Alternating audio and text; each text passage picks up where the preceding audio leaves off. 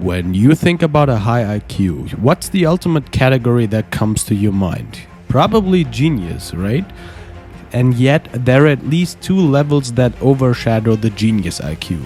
In the first part of the crazy levels of intelligence, we've covered anything from retardation, average, and the odds of pursuing careers at McKinsey or Goldman Sachs at each level.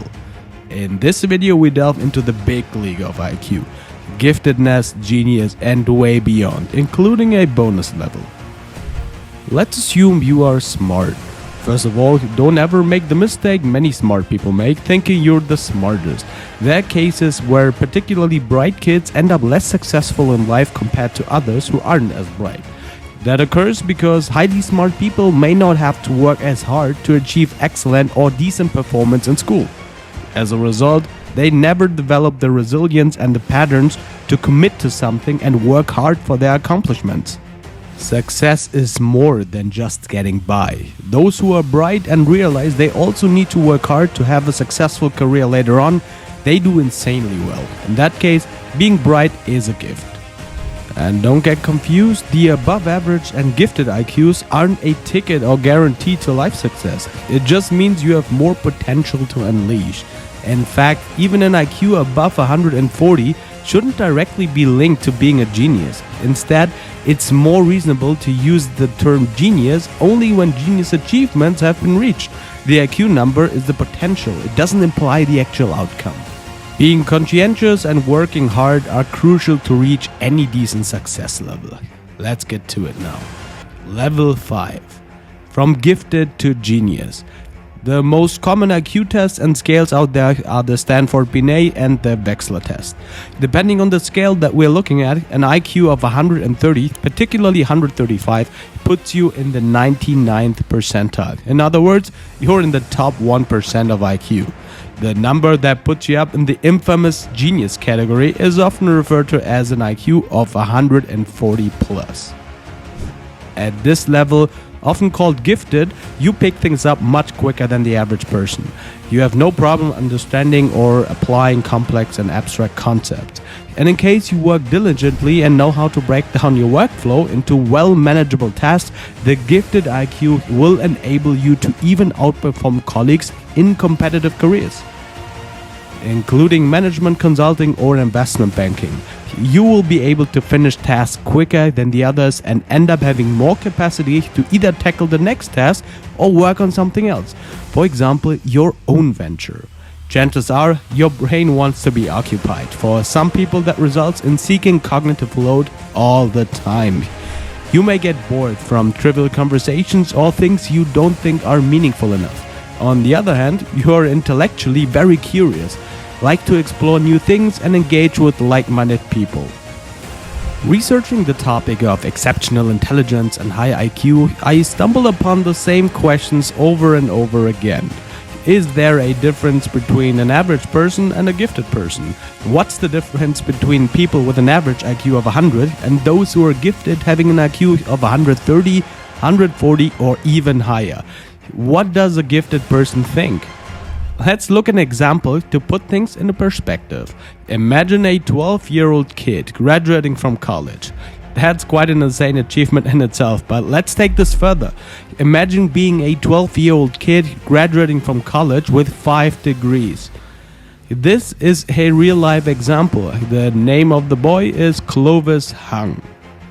Studying habits, learning methods, and hard work aside, accomplishing something like this is simply not possible unless your cognitive ability, your baseline intelligence in a sense, is way higher functioning from the average person. All the mental capacity that's required to even cope with the amount of information and complexity is off the charts. Think of it like this. At a much younger age, Clovis Hung solved problems that many adults wouldn't even be able to. Plus, he also solved way more of these problems than the few adults that are able to pull this off.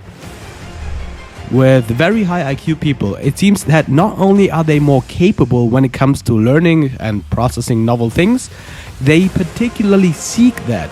They are curious and want to delve deep into whatever it is they find exciting or worthwhile understanding. Doing my research, I stumbled upon a bunch of comparisons between average and high IQ people.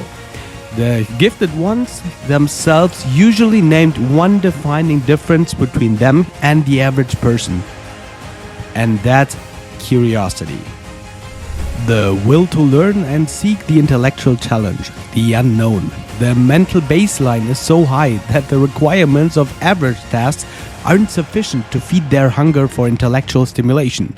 Thus, they try to find outlets to channel their potential, whether it's research, like-minded people, passion projects, or brain teasers. What about high IQ jobs? What about suitable professions for people with high IQs? To answer that, it's important to understand that a gifted IQ doesn't automatically get you a specific job that only smart people would choose. Most high IQ people don't actively choose their occupation based on their IQ. Many of them don't even know, neither care about their IQ. Instead, it's the intellectual curiosity and hunger for challenges that gets them into pursuing the career of choice. The strong mental abilities simply enable them to choose from a broader range of careers. In the end, you have to find something you enjoy doing while having the chance to develop yourself. If that means the IQ 150 person chooses to go into social work, so be it. The overall chance of a good fit is probably higher in engineering or theoretical physics. Other common fields are scientific research, math, and software development. And not to forget our famous McKinsey and Goldman Sachs equivalent. At this gifted level IQ, you are a good fit indeed. You understand the expectations quickly and get your work done at least as fast as your colleagues. You potentially outperform them and can set yourself up to climb the ladder in those firms. Abstract models and fast-paced work feel natural to you. Level 6. Highly gifted. We now talk about prodigies, intellectuals, or even top executives. Clinical psychologist and intellectual Jordan Peterson is known to have an IQ above 150, which makes him at least highly gifted according to scales. His verbal intelligence is fairly impressive and he's insanely articulate. His career was dominated by scientific research, but he built economic success on top of that. He's running multiple ventures, including his social media presence, raking in millions of views. And additionally, he published 3 very successful books. However, the dynamics between gifted and highly gifted people don't change that much. It's more about the potential, even creativity, and speed of how fast you understand complex problems and possibly solve them. That all helps to keep productivity up as well. At this level, you have a holistic understanding of abstract models while being able to follow the micro details of the matter. Deploying all that mental capacity is quite impressive. As an example, on one hand, you know which routes your major corporation should aim for, how to guide your senior managers and even every stakeholder. On the other hand, you have a good basic understanding of the core departments, for example, software development and business analytics. It's highly recommended that you're on top of everything because otherwise you won't be able to lead unicorn companies or billion-dollar companies. And whether you like them or not, but people like Jeff Bezos, Bill Gates, or our lizard Mark Zuckerberg have been doing that successfully over decades. That's one of the indicators that puts them up there in the 150 to 160 IQ range. Other people of high intelligence are prodigies in their fields, people who conducted groundbreaking scientific research, or other outliers holding executive positions in law firms or Fortune 500 companies. And in case you say, well, I've seen idiots running large corporations, you may be right in a few cases, but then they have the most capable people advising them or working for them. Otherwise, they won't sustain and the company dies, which happens often enough. Level 7. Exceptionally gifted. If you felt smart up to this point, then let the highest IQ levels humble you now. If people with very high IQ are so capable, shouldn't that somehow show without an IQ test? Yes, there have to be more indicators than IQ tests. At the upper end of the scale, how can we even rely on differences between numbers like 155 versus 167? It doesn't really matter anymore. So there has to be more evidence. It's important to know that IQs above 160 aren't so easy to differentiate. The category we are talking about is called exceptionally gifted, above an IQ of 160. And indeed, there are signs of evidence besides IQ test scores. As with some of the other levels, you can usually see deviations in the early development of the child. Clovis Hung being a good example. At 7, he was completely bored in 2nd grade. He wasn't just smart, he was ambitious early on. Not all, but many of the highly intelligent people understand more complex topics much earlier. They are already more articulate at a young age, for example under 10, and learn faster. These kids also develop a tendency towards reading and getting information a lot. The baseline of curiosity towards a broad range of topics is very high. Oftentimes it leads them to boredom in systems made for average people, for example school. Level 8. Profoundly gifted. Above exceptionally gifted, there is profoundly gifted for those who care. While Albert Einstein had an IQ of 160, Australian-born Terence Tao is estimated to have an IQ of above 200, sometimes referred to as 220 to 230. Depending on the test, the score varies and it could be lower, but he qualifies as over 160 easily. Tao was a child prodigy, kind of like the goat of math, which is why he's called the Mozart of Math. He got his master's degree at 16 and became a professor at UCLA at age 24. He won dozens of prizes for his groundbreaking work in math and even has a Fields Medal. This is the highest honor in mathematics that you're only eligible for if you've done outstanding contributions in mathematics at a young age. Marilyn Foster Vaughn. Since we've passed the IQ 180 level, we can now call anything that follows profoundly gifted. Now, who could possibly be an example for an IQ beyond 200 tested? The answer is technically a writer, Marilyn Foster Vaughn. She even has an entry in the Guinness books, having a tested IQ of 228. And no, she's not a mathematician and neither a physicist. Marilyn is a writer and columnist with a passion. She's into brain teasers and puzzles a lot, and she solved the infamous Money Hall problem. When she provided a solution, thousands of researchers reached out to her, picking her brain. By the way, Marilyn seems to have a very appealing and healthy approach towards her IQ. There's no entitlement, and regardless of what potential you've been given, it's your responsibility to make the most of it and not hide behind any IQ score. Other than many pushy parents, her parents even hid her IQ early on to protect Marilyn from media attention. Eventually it came out and Marilyn used her position to bring attention to the social and economic problems that we're facing.